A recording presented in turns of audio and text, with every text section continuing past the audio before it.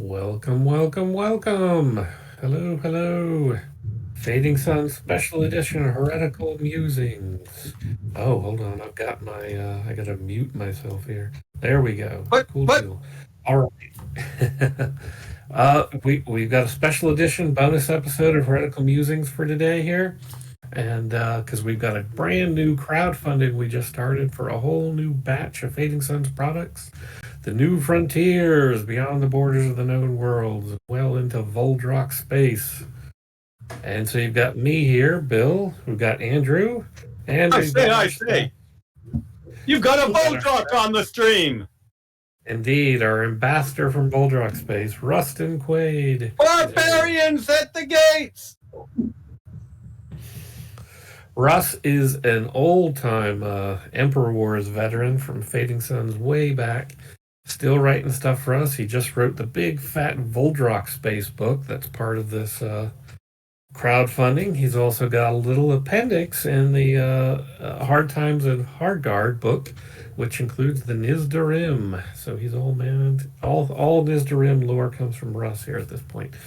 And Russ goes way back to all sorts of work on the Al Malik, the Li Halan, the Oroim, all sorts of stuff way back in Fading. Ukari, that was one of my favorites. Ukari too, yeah, that's right. Yeah, great stuff. So if everybody's got any questions about all that kind of lore, Russ is a good person to answer for that too. So yeah, we got some people. Looks like we've got the Caliph here. Wait, I say. Are you trying to say, is this a Voldrock or is this a Nizdarim with a human filter? Which is it? Either way, we Hawkwigs oppose it. It's a Nizdarim with a cat filter that turned into a human filter. Zooming through the galaxies. Well, let's talk about crowdfunding really quick. It's New Frontiers. It's a whole bunch of stuff. Voldrock Space is kind of the main book about it. It gives you all the information on the Voldrock Star Nations, their history, their culture, their worlds, their magic, including rune casting, some creatures, some equipment, all sorts of stuff. And as you can see the scrolling here of our new campaign. And in addition to that, because people need to be able to get to Voldrock space, there's a book on spacecraft, giving you all sorts of starships, the kind of things that your player character troop might run into. We've got explorers, we've got raiders, we've got escorts, and we've got haulers. There's some little rules in there for starship construction, rules for stealth ships. You'll see there the Mirkworm Explorer. That's a Voldrock ship. And in addition to the histories of these ships, it's all written in-world. This is the St. Paul's Field Guide to Spacecraft. St. Paul's Society of Explorers puts out these field guides to tell people about all sorts of things they'll need to know when they're out exploring. And they tell you all about these ships, but they also give you all the different components people can swap in and out. So there are different builds for these ships, too. And those are included. We've got Hard Times on Hargard, which is a book of dramas. The Game Master can run his player troop on Hargard, that world of conflict right now. You've got a whole continent that's still run by recalcitrant Voldrock who don't recognize Emperor Alexius's claim on this world. They've got a whole other continent that does. And so you've got all sorts of adventures going on there. In addition, you've got the Imperial Dossier on the Brothers Battle. They're out there on the front lines, always protecting the known worlders and the pilgrims from barbarians and pagans and all sorts of other threats. And the Charioteers Guild. It wouldn't be the far frontiers of space without the star pilots and the merchants who are out there trying to fleece the locals. In addition to all sorts of information on that faction, that book also gives you an idea of what star travel is like. If you're a passenger on a ship, what this can be like from launch to arriving at your destination. And you'll see here also we've got the deck plans for the spacecraft. They're in the book, but these are some nice fold-out maps you can use to get more detail in. And even have combats on these ships if you're the type who wants to repel some borders. Also other fun stuff, you've got a box here of life wheels and ammo box. This is basically the whole troop gets enough. Life wheel tracks your vitality, so when you're taking wounds, there's a little picture of St. Almathea there to kind of help ease the pain. And the ammo helps you track your ammo. The ammo wheels show the weapons guild's emblem. And in addition, there's going to be all sorts of stretch goals we're going to be unlocking as we go along. Got a bunch of them already, giving you some faction-specific character sheets, some play mats for the factions, which are really nicely illustrated. And you've got some gear cards for Explorers Guild, too. And more and more of these are going to be unlocked as we go along. So far, I've got House Hawkwood, Reeves Guild. I think we're at the point we're getting some Earth Orthodox. So we'll get more as we go. Looks like Mordant Crimson has a question. Is the timeline still moving forward with regular times for the New Frontiers book set in 5021/22? Yes, in our mind, that's how it works. Basically, you take our time, add 3,000 years to it, and you've got a rough time of the timeline. Now, we're going to try to be a little vague on specific months and all that kind of stuff. We don't want to get into that kind of detail because your campaign takes precedence. You need to be able to mix this stuff in. We'll give you some general advancements on things that are going on about high-level kind of stuff, but we're going to kind of leave it to you guys to how to integrate them into your campaign timeline. Your campaign not only may vary, but should vary. Yes, indeed it will vary. There's no one true way, regardless of what the orthodoxy or the Avestates. So yeah, anybody got any questions? We'll hit stuff up. Otherwise, let me introduce again here Russ. Russ wrote Voldrock Space. He wrote the original Voldrock section of the Star Crusade book back in the day. And tell us a little bit about the Voldrock Star Nations, Russ. Who are these people? Well, the Voldrock basically are your barbarians. They have planets with poor resources, so they love going into known world space and plundering because a lot of these are ice worlds. And you can imagine, hey, plunder brings the wealth home. So there are, a number of nations among them, Drinjar and Skay and Lakol and Zaytal and Magta and Rekhold. So there's no unification really. So the fact the Emperor is on Hargard, his influence is coming in, and you have sort of these people that are reacting differently. Some are like, hey, great trade, we should invite the known worlders, and others are like, hell no, let's fight them off. So you have this conflict really kind of going through Voldrock culture right now. And some mysteries I don't know if Bill would want to address, but they will come out in the book. So yeah, you'll find all sorts of nice stuff. It's been in the known world's history, it's been about 400, 500 years since Voldrock actually united under a single ruler, and they greatly threatened the power of the nobles in the known worlds, and that gave rise to Vladimir Electo uniting, fighting the Voldrock. King Frolter, the ill-fated, who went after them, and he was plundering known world space, and Vladimir sort of united known world space against them. The king was... So in a way, the Empire is the fault of the Voldrock in a way. It is. They unified it just by being, plundering bastards. So, it's like, and they also were taking on the Caliphate at the same time. They were going in both directions.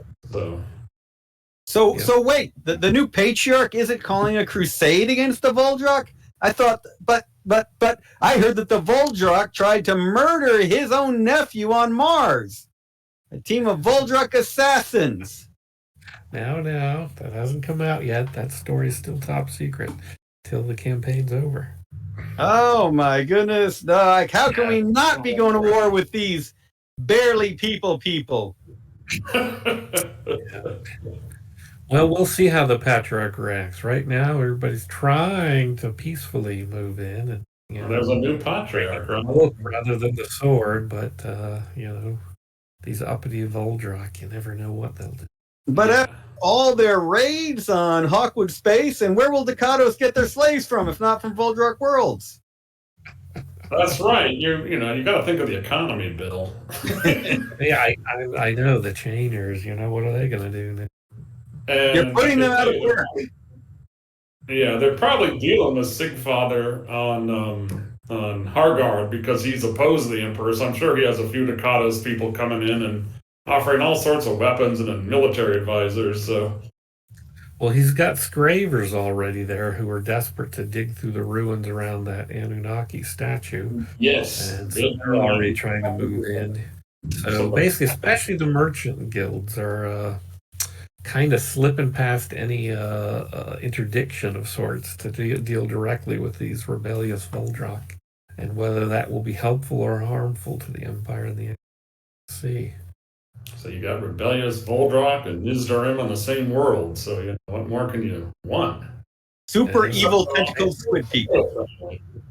Speaking of which, Phantom of Truth has a question.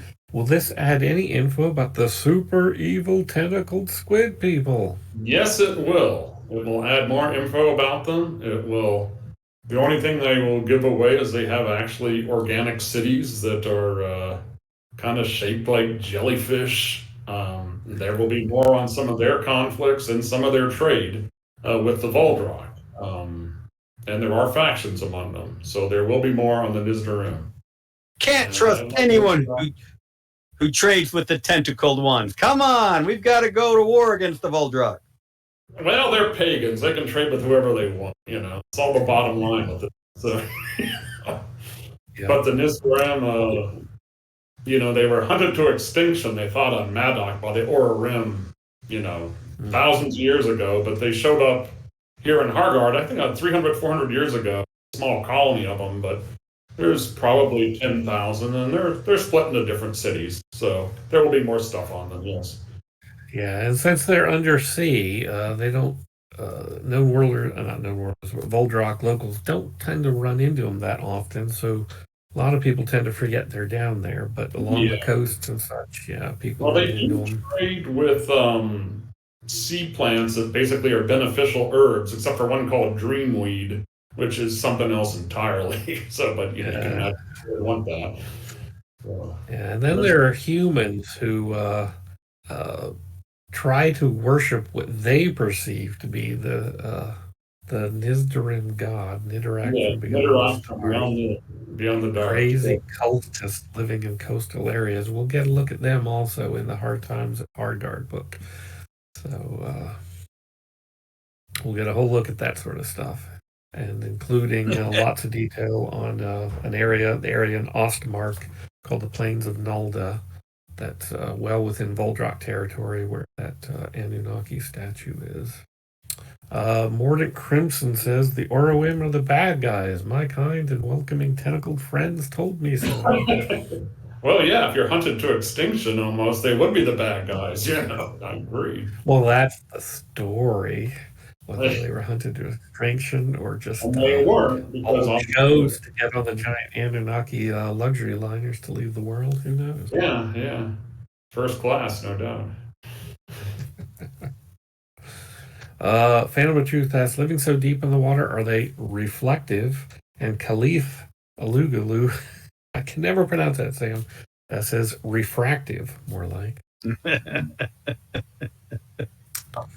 So, so far, their one problem is they have not heard the word pancreator. So, we'll see where that goes. It's kind of hard to preach with the scuba mask on. That's right. But the prophet would have found a way. He preached in all sorts of circumstances. Not that I'm saying he would have grown gills to go down there, but he might have. Who knows? The prophet would have found a way. Disciple somewhere.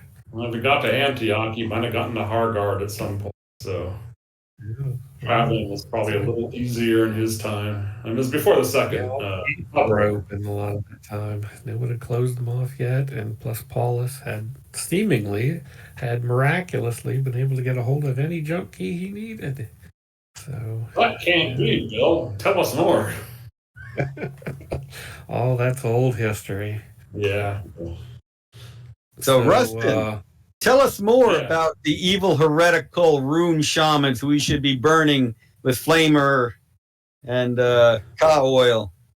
Oh yeah, those strange rune casters. That's right, and that's sort of Anunnaki ruins that took a long time to decipher, and finally, Glitterbeard, Govan Glitterbeard. I always want to say Gary Glitterbeard, U.S. Bonds for some reason. No, there's no Gary Glitterbeard in this universe. No Gary Glitterbeard. Well, maybe as a minor serve, but yeah. No, oh. Boy, this is a harsh universe. I don't know if I want to live here. But anyway, yes, the runes, you will find out that there were some previous use of the runes before Glitterbeard, but not to the extent that he did it. He went practically mad looking at that stuff. And there are two schools, I believe, Bill, is that right, that came from Yes. Glitterbeard's runecast. Hello, Very Pure, long and in this edition or new book. So yeah, so they've got these glyphs they found on these old statues, Anunnaki monoliths and such, and throughout the ruins. And strangely enough, came up with some way of interpreting them somehow. Now, these things do appear to be multidimensional, in that they look like two-dimensional glyphs when you see them on a ruin. But the runecasters, who have the proper sight, claim that they're actually more three-dimensional and even multidimensional in ways that simply can't be perceived by anybody who doesn't have the proper rune sight. meditate on them long enough, you might, see it. But like you said, though, people can go mad doing it. Yeah. And it requires quite a cost, and so runecasters have to make sacrifices to get this lore, and that can be something as simple as chopping off a finger or a hand or worse, but it also means mental instability at times, all sorts of problems. So most runecasters walk around runes carved into a little planet called Rune, which is in the solar system of I believe it's Raven solar system. They can be seen from space, so obviously the Anunnaki were having their fun. So yeah, carving up planets with some of this stuff. Mordant Crimson here has a question for you, Russ. Okay. What kind of Voldrock PC would you play? That's an excellent question, and I'm tempted. Probably I would have said Reckhold earlier just because they have the money, but now I'm tempted to Skay because they're the most mysterious Voldrock. They're a fairly new nation and very insular. Don't mix much with outsiders. They're finally starting to, after 300 years of being admitted to the Voldrock nation. And I just find them the most mysterious, and they almost consider themselves, and they do actually, holy warriors. So I think that's probably who I would choose. It'd be kind of a challenge to play one, but I think it'd be a lot of fun. Yeah. Now, they joined the Voldrock Star Nations coming from worlds unknown and are seemingly lost now. And they came at the time of the Ring. Yeah. Invasions. The Ring were earlier. That was a massive invasion of sort of a, I think it was in the 4200s or no, it's 200 years after the Republic fell. And these worst barbarians in the Voldrock showed up. Rumors were they were cannibalistic with sharpened teeth, but is this legend or is this true? But also, they're Sothras, allegedly, too, even worse. Yeah, they were just bad all over. And the Zaytal Nation, which was sort of descendants of Afro's futurism, were the main military force in the Voldrock at the time, because back in the Republic, a lot of them joined the military, and they kept those traditions alive, and they took a real heavy cost fighting these guys off. But the Ring were definitely a huge menace. Whether they're still out there, I guess the future will determine. But they disappeared back into the gates they came from. But who knows if they're still the Voldrock won. After 100 years, you get pissed off. So yeah. So but it's one of the reasons there's such a warlike culture. They fought this long war against these guys who are crazier than they are. Resource poor, they were attacking each other like, hey, Thor Thunderstorm has some gold, let's get them, and the other, other nations would team up. So there was little unity among them for a long time. I mean, after the Republic fell, it just crumbled, and it was the strongest warlord, or of course the Magta were the sort of the pre-scientists, and they had special privileges because everybody needed one to keep their ships running or their machinery. And generally the Reckhold, the princes, could afford them, and some of the larger warlords, but they just sort of were their people that kept the machines running. They would talk to the machines in a spiritual fashion. Very different from the engineers, but in some ways, they and the engineers are probably looking like, how do they do that? They're kind of mystified by the actions of the other. Yeah, Engineers talk to their machines. Work, think machine, whack, work. Yeah, they do, but they complain. These guys talk to the machines like the soul of the machine. They get into it. It's almost animism. I guess it is animism. Yeah, they're animists, so they look at all technology as a spirit, and that's what they're hooking into when they're doing their repairs and stuff. So they're coming at it from a more instinctual kind of way, even though they certainly They know are more. actually descendants of some of the think tanks and scientists that the Second Republic sent out to these very remote regions because they could do secret stuff there that wasn't known in more populated planets. So they sent them out to these very, end of the line planets that were pretty underpopulated. And when the Second Republic fell, these scientists gathered together because they realized together they had power, and gradually became the Magta nation. They were descendants. Strength in numbers, and they were also involved in pretty avant-garde science. Yeah. Their science is part of why the Second Republic fell.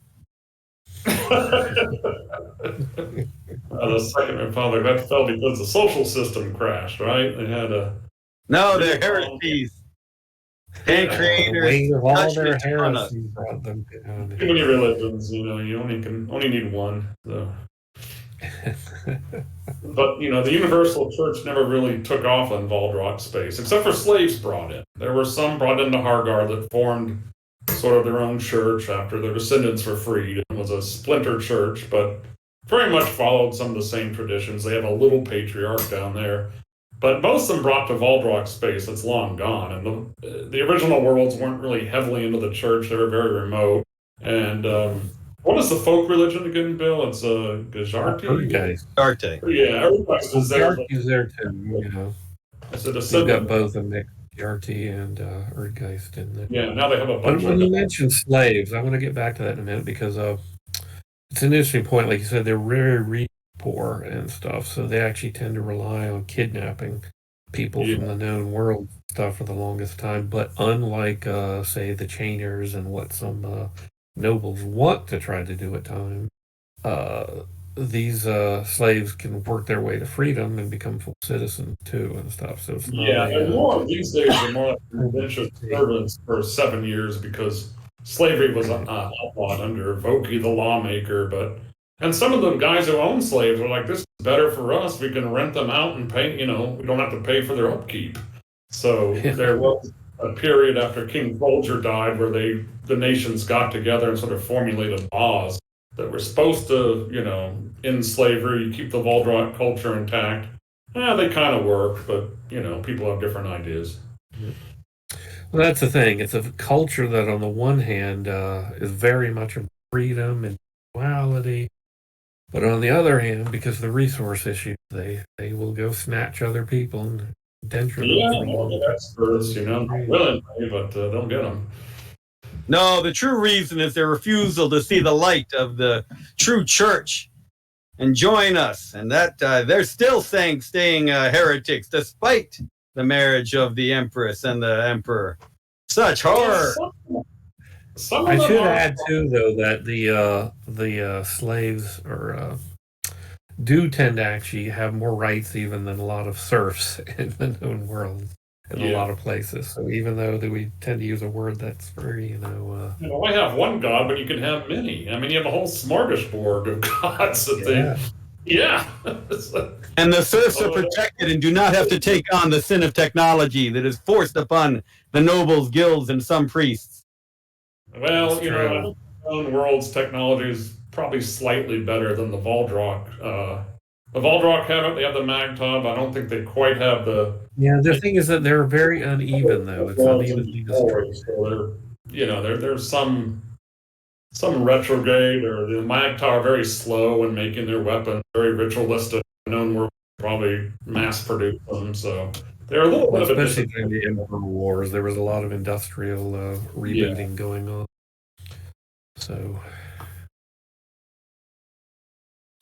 So wow, gee, what else do we want to talk about with these guys? Tell us about some of the strange things you can encounter on these worlds. Some of these Well, weird creatures. after this weird valley called Mr. Dollar, which is this valley of mists, and people go in there usually to ask questions. They don't come back sometimes, or if they do, they're highly altered. So God knows what you can do with point system and giving them new stats. But it's just a place where if you go there, you're not going to come back the same if you survive. And God knows what kind of adventures you could have there. You can meet ancestors, you can meet spirits, monsters. You can do what you want with that. There's also the Elder Monolith, of course. There's also various factions in Voldrock space that are actively fighting each other. So you can hire on. And the Elder Monolith, by the way, is an ancient Anunnaki monolith, a bunch of glyphs. It's where the runes were first studied. We've been giving some previews on the web up to this point, and about a week ago or so, we showed off the Draugr and the Notskep. So tell us a little more about the Draugr for those who weren't. These are like well, Andrew would be familiar with these. They're undead, and he was the vampire developer back in 100 years ago. It's a White Wolf. But they are, they're more like these sort of Nordic undead in that they don't really work together. They sort of lie on their tombs and guard their gold. But there is an outbreak of them now. And it's kind of serious.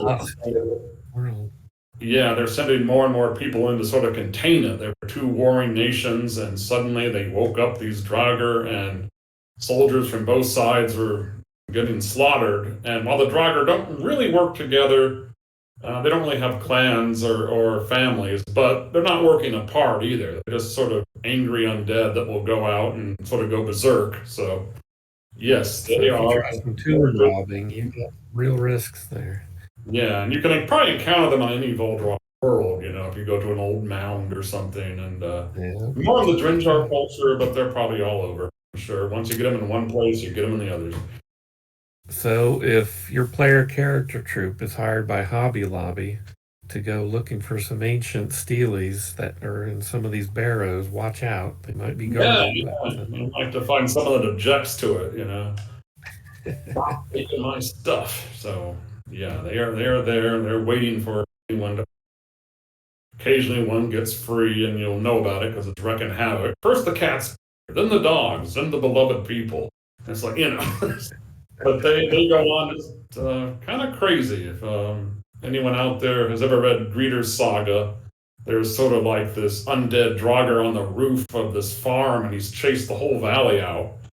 And he's just an irritating menace in the summer, but as the winter comes on, he gets stronger and stronger when the solar light does. So they're sort of based on, of course, the Nordic idea of the undead.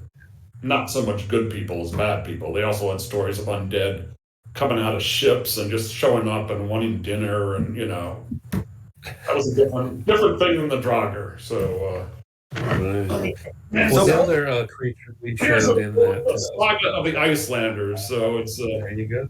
A lot of the stuff in there that you appropriate, I guess. But if you're gonna appropriate from the best. So one of the abominations I hear happening in Hargard are known worlders actually working with and even consorting with Voldrock. What possible reason and ways could known worlders have to work with such vile creatures as the Voldrock? What common purposes could they possibly have? Well, if the Emperor marries one of your warlord's daughters, you can have a good purpose. New land, there's colonization, there's conversion. You can convert some of these people. And some of them welcome the Emperor. They're, as a matter of fact, they have They're setting him up. They're setting him up. Yeah, they sort of become known worlders, and the known world trying to sort of structure on them, which they're not really familiar with. And I'll have Bill go sort of the feudal structure, basically. And these are people that don't really, there is a hierarchy, but they're not as big into it as others. You can work your way up from a serf to a warlord if you're extremely lucky, like in a Robert E. Howard store or something. Yeah. Instead of having the kind of hierarchical ranks that a lot of known worlds are used to. They certainly have a sort of hierarchy, but what they have instead is renown, and they're different. The warriors work their way up from just a shieldman or an armsman up to thane, up to warlord. So you're getting up to those higher positions. Really is more about merit. Now there are exceptions. There are certain areas, localities, and stuff where the families are inherited titles. Princes and probably some of the greater warlords will do that. But in general, it's something you kind of earn your way up to. And Now, in the case of House Eldred, which is now a minor house in the known worlds, they're the embrace the empire. yeah. They've taken on known worlds titles, but really they haven't taken on the practices of those titles fully yet, too, because they don't have serfs. They still mostly have freemen and stuff. So they're still largely thanes and jarls and stuff, but they're calling themselves barons and counts and such. They're working these kind of new title systems out. You can take a Waldrock, put him in count's clothing, but he won't be a count. That's the whole thing. When you get to House Torrenson, when they come visit, are probably horrified. I'm sure they are. I mean, these people, they spit into their drinks, So. Voldrock can't be considered civilized till they have serfdom in place. That's not going to go over too well, but maybe. Yeah, that's going to be one of the issues. World review. But I'm sure it's one of the ones that Thane Firestorm is working up on a PR campaign. You don't want to be a serf, do you? Yeah, that's right. He has his PR machines. He goes to, they have a sort of a universal all thing where worlds go, and his ambassadors are pleading for help. And some people are pleading like, hey, we can make some good deals with the empire.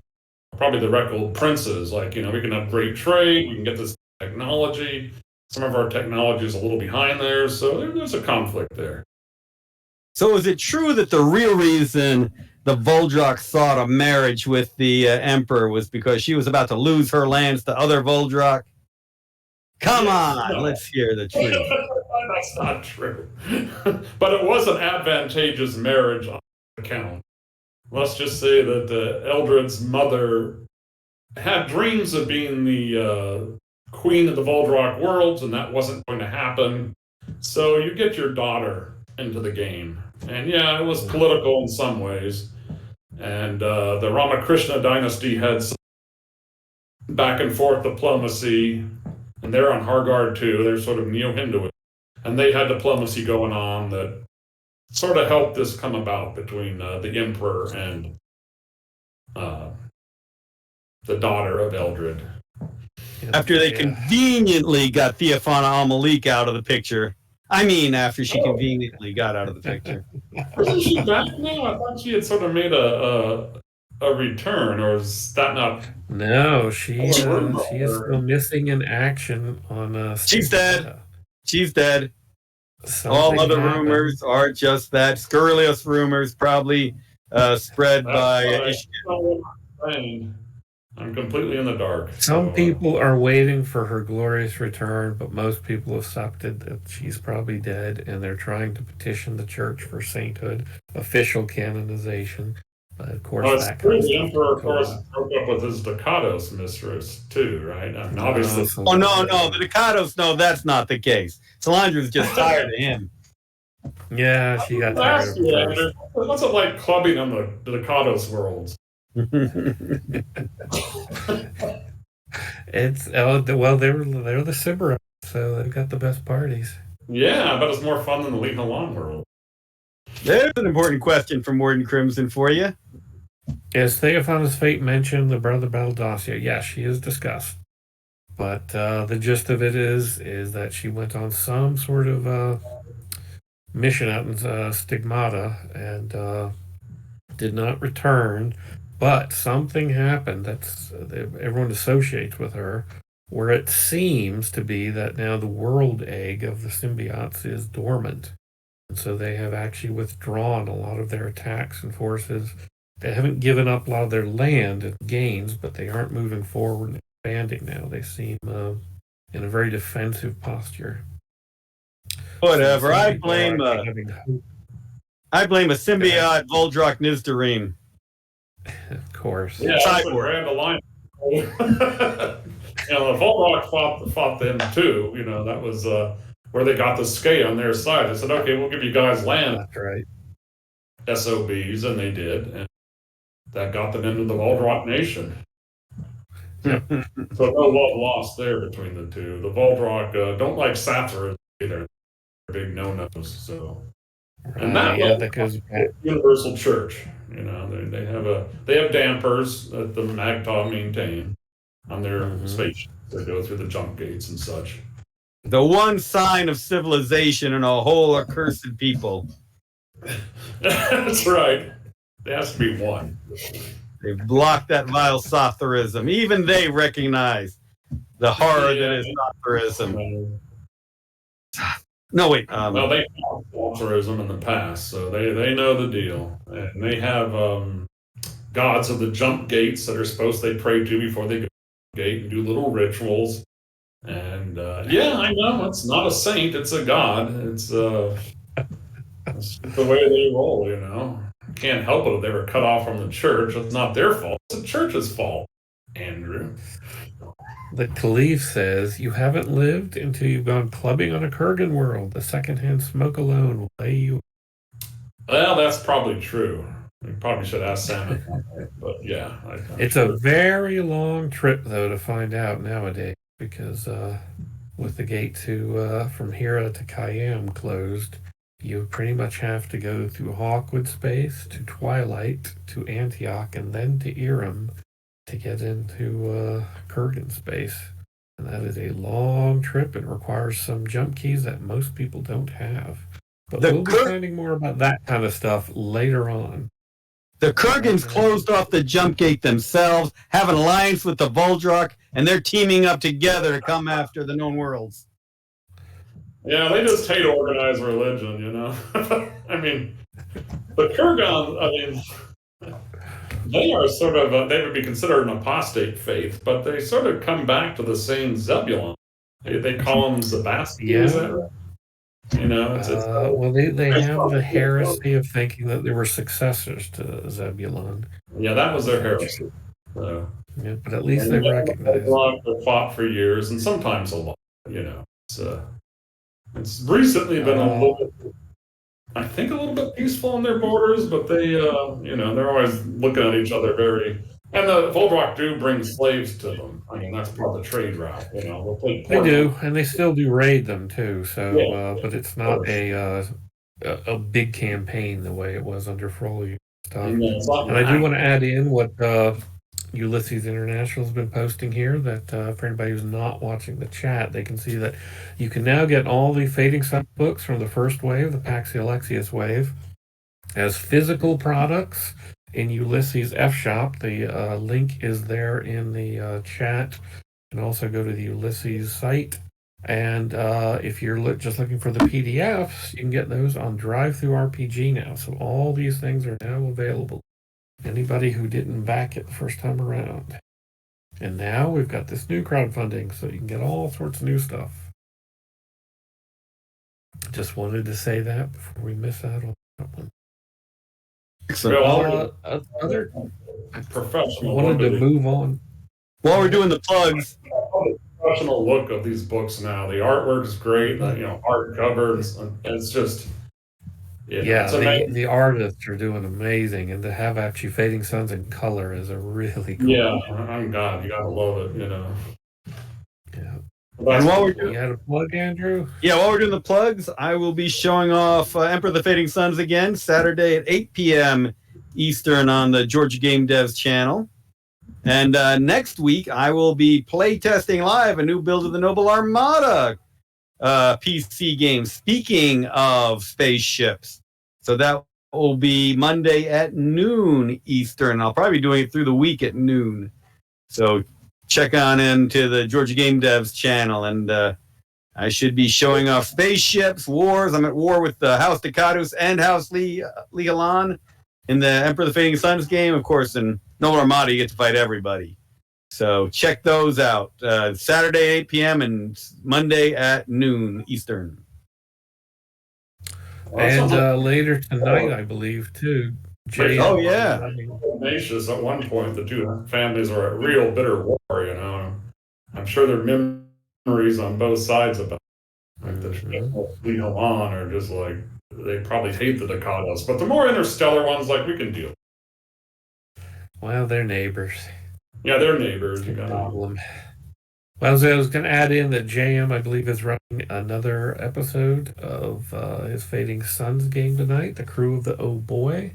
And I'm sure Robert will put that up in the chat, a link to that. I don't have it handy myself. So anybody wants to see the long-running Fading Suns game actually played out, it'll be good. Other books we've got in this crowdfunding, we've talked here a lot about the Voldrak, but we do also hone in on the Brother Battle set 2, and that addresses the faction, their history and their culture and their ways. And it also addresses, as the fact book portion of that dossier, a threat assessment of what's going on around the known worlds and all the borders, because Brother Battle's involved in pretty much all that sort of stuff. So it does give you some extra information on what's going on in Hera right now, and the kind of campaign Brother Battle's running now that the gate has been closed and the Kurgans aren't able to get any new reinforcements.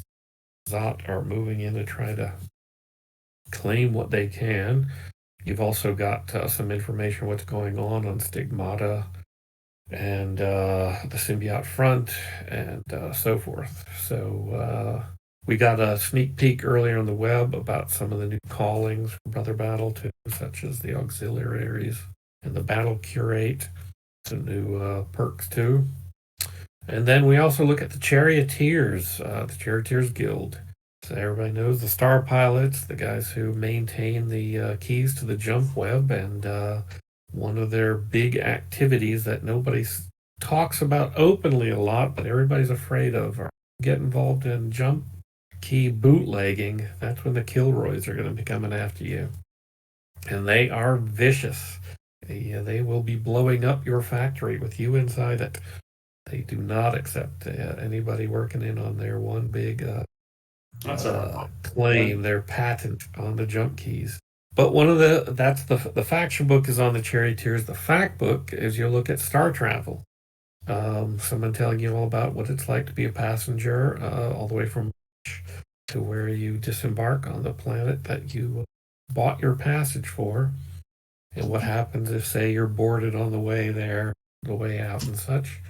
And of course, there'll be new callings, new perks, but there's also all sorts of costs for space travel for someone who's running a starship, what it's going to cost to get all enough food to provide for all your crew and passengers, what you can charge your passengers, how much it costs you to land on a simple runway on a planet, or to have a berth in a space station, etc., etc. And that's a good tie-in to the spacecraft book, where we give you all sorts of details on spacecraft, including their costs. Spacecraft are expensive, so it's usually the case where your troop will have to go in together on the cost, share it, or get a patron who's going to basically own the ship and send them off doing missions for him or her or them. And so there's all sorts of new ways with Frontiers to get out there and do some adventuring and exploring. What we need is for the Charioteers to load all the Brother Battle into their spaceship and take them to Hardguard and burn out the Voldrak. That's a lot of ships. You gotta take the... See, the Charioteers aren't interested around the Voidok. They want to do the trading. They want to have all exclusive trade contracts. They have all sorts of love of Firebirds areas. They've got magic lantern shows, all sorts of things to show off to Voldrak. I haven't seen any of these things. I haven't really seen many magic lantern shows. I think there's one planet tourism entertainment. I wish I could recall the name, but there's one. There's a planet called Lamarak, which is connected to. It's not a Voldrak world. They've got their own thing going. It's adjacent. We will get vids from them and stuff. It's kind of like an old Hollywood planet during the Second Republic, and they maintain some of these traditions. But we'll be hearing more about them later on. Morgan Crimson asks, can you share any details about the design goals of the ships covered in detail in the St. Paul's Guide, the ones with deck plans? Are they PC ships, MP ships, story hooks, all three? The idea is this book is put out, it's a field guide put out by the St. Paul's Explorers Society.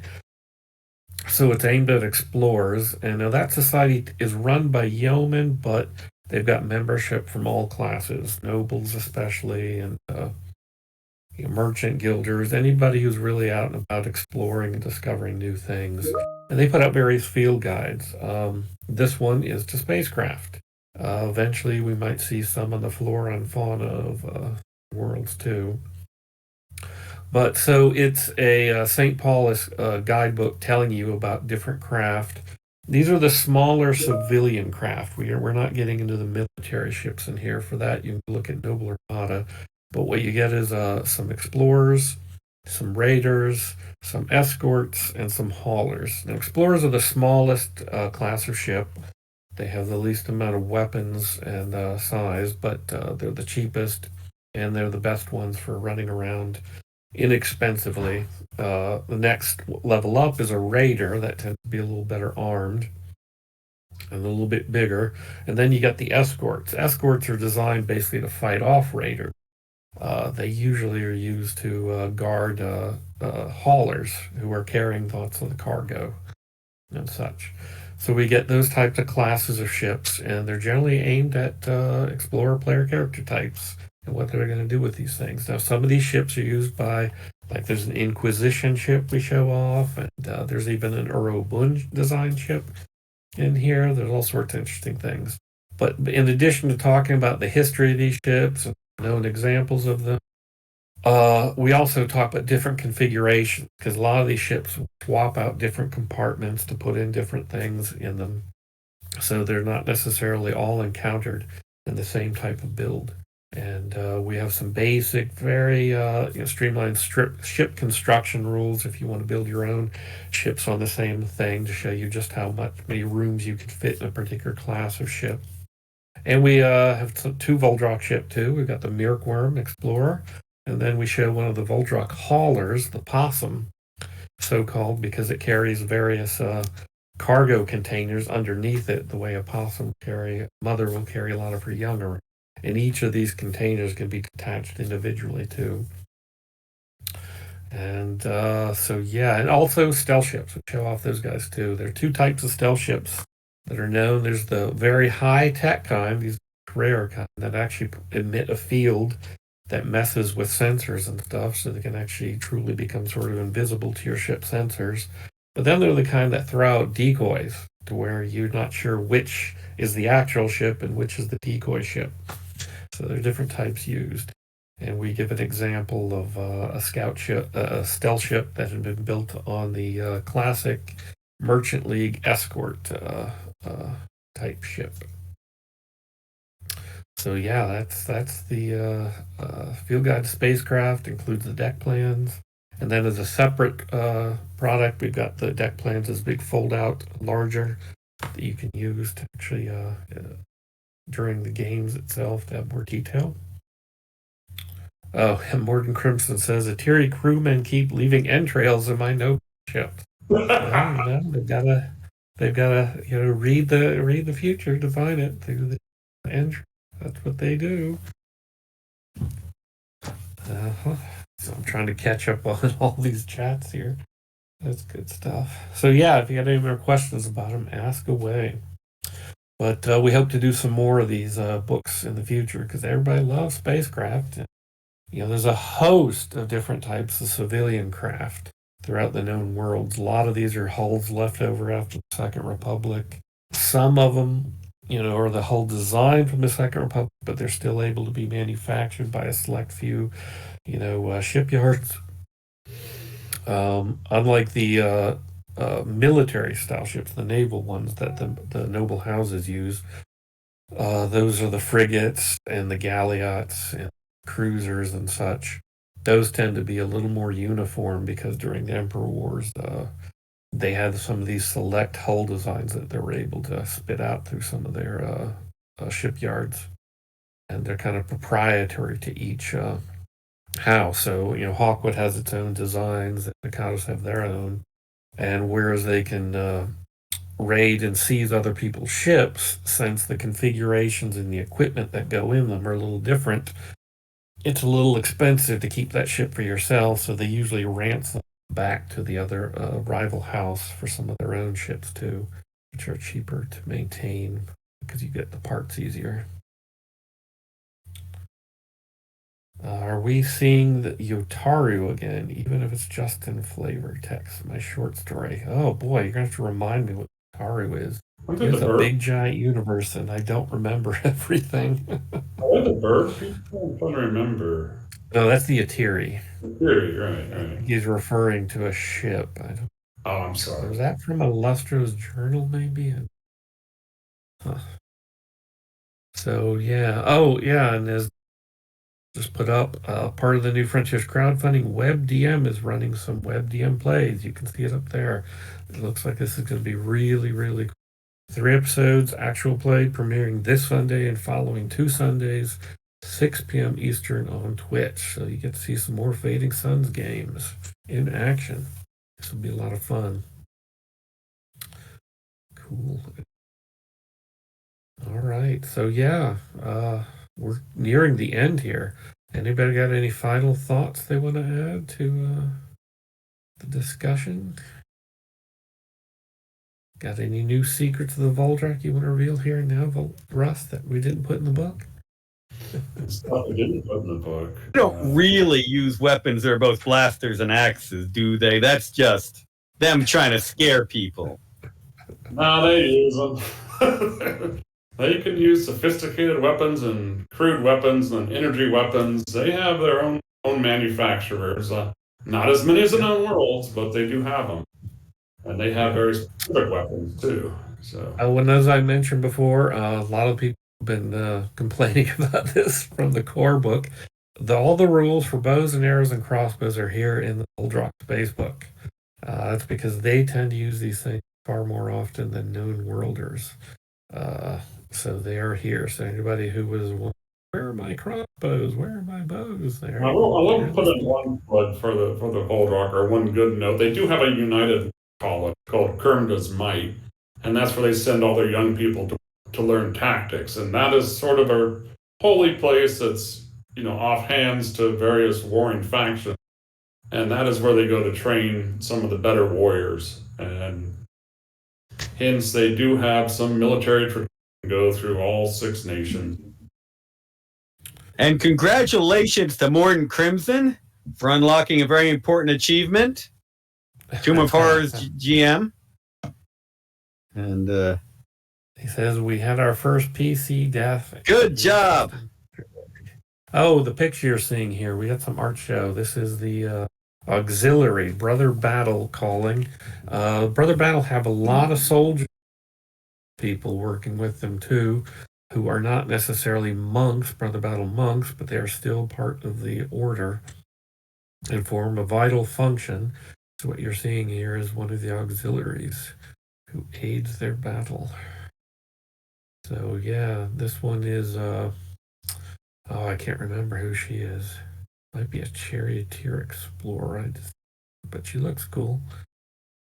She's got some sort of readout she's working on. The Mirkworm.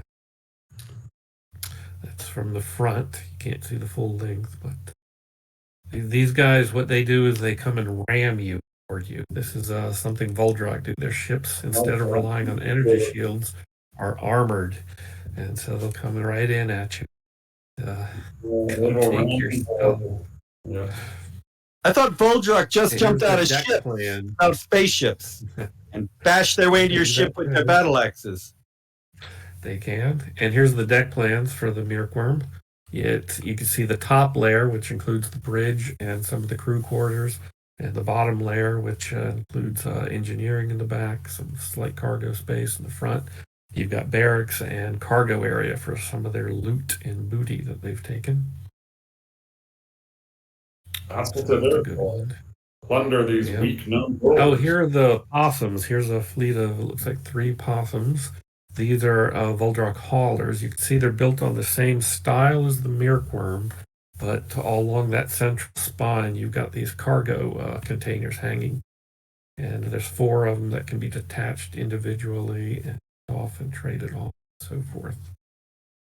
So if they need to, they can drop their cargo hiding behind the droid there and away. Yeah, play it and Come drop. back for it later. Yeah.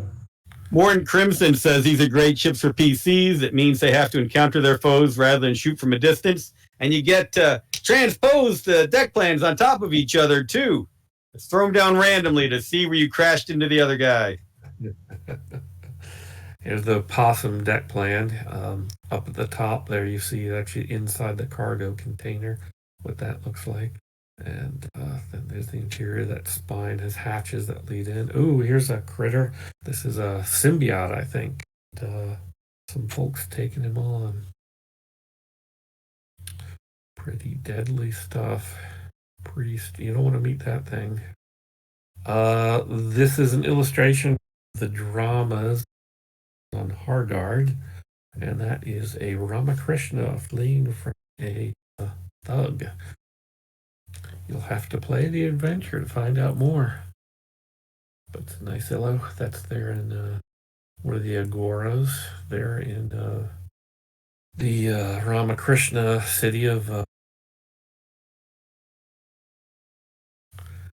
and there's the cover of the Voldrock Space book. One thing you might notice from the first edition, from the first series of books to these ones, our sort of main source book books have this kind of movie montage theme on the covers where you get a bunch of different people all mixed in to give you a broad overview of what these kind of things can look like, what the people can look like. Are there really 2 Ishkins on that cover? One's invisible? Could be. Dropped his cloak. Here's the cover for the St. Paul's Field Guide to Spacecraft. You've got 2 ships there. I think the one on the left might be the Inquisitor ship, the XP8. I could be wrong about that. I think that looks like a church ship, yeah. And the one on the right is the Zorino. It's the Obun design ship. It's got this interesting leaf-like sail that comes out around it. But yeah, that's fun stuff. Here's Hard Times on Hargard. What you see there, someone sitting camping outside of one of a Panbichu scorpion statue. Now, this is not the main one. This is one of the dramas. You'll discover that there are actually more than one, but they're smaller and they're hidden. And one of the quests is to go find these things before some other guys can. And this is a picture of someone who had found one. Is it true, Bill, that that's an Anunnaki statue? Yeah, indeed. Or at least so it is claimed. Yeah. Morgan Crimson says, kudos to all the team involved in the current line of products. They're fabulous in content, style, and production quality. Thank you so very much. And yes, they look great. I love what they've been doing with them. Mike Schmidt is our art director, and all his artists have been excellent choices so far. Really good stuff. I love it. Like I said earlier, I'm just giddy that we've got some color fading suns. And it looks like we've got time. We're at 6 o'clock. So we're going to have to go. So thanks a lot, guys. One more thing. One more important announcement. We're losing the guy who's running this stream. Oh, gosh, yes. Yeah, Bill was trying to block this from his memory. Yeah, Robert, our artists over there and Ulysses that are doing a great job. So yeah, very impressive. But this will be a last Heretical Musings with Robert behind the scenes there doing technical stuff. And thank you so much, Robert. He's done a great job. We're gonna miss him like crazy. Thank you guys. It looks much better than when I ran it. It's been really fun to talk with you guys and just to listen to you guys talk about something you love so much. It's been awesome. Thank you. Oh, thank you. Thanks for listening. All right, well, cool. Thanks a lot, guys. And you'll come back and heckle us during Heretical Musings, right, Robert? Of course I will. You don't want to leave guys orphans. That would be bad. All right, Bill, I'm waiting for the St. Mantius guide to burning the Voldroks. All right. Oh, there you got that old classic shirt, Mantius Invictus. Unlock our Saint peace. Mantius with his flux sword, Lanjushri, and I don't know if he has his assault rifle or his blaster rifle, Bishnita Bob. Cool. All right. See you guys, and definitely check out the crowdfunding page. Pledge up all the way. Help those stretch goals go. Go to the F shop, Ulysses F shop, get some physical product. Go to drive through, get some digital product. Cool beans.